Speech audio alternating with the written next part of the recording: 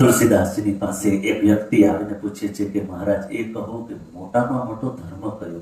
તુલસીદાસજી તો મૂંઝાણા. પૂજા પાઠ કરીએ એને ધર્મ કહેવાય, તીર્થયાત્રા કરીએ, ગંગાજી જાય, દાન કરીએ, મંદિરે જાય, આ બધો ધર્મ જ કહેવાય. તો આમાં મોટો ધર્મ કેને કહેવાય? તુલસીદાસજી પોતાના આરાધ્ય ભગવાન રામનું ધ્યાન ધરે છે અને રામજી તુલસીદાસજીને કહે છે કે હે તુલસીદાસજી, કલમ અને કાગળ ઉપાડો, હું આપને લખાવું.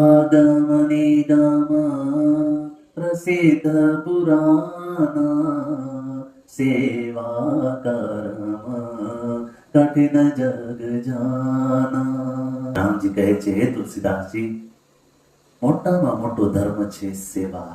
બીજું બધું થઈ શકે પણ સેવા બહુ કઠિન છે. માણસ અન્નદાન આપે, વસ્ત્રદાન આપે, પૂજા પાઠ કરીએ, તીર્થયાત્રા કરીએ, પરંતુ સેવા કરવી બહુ જ કઠિન છે.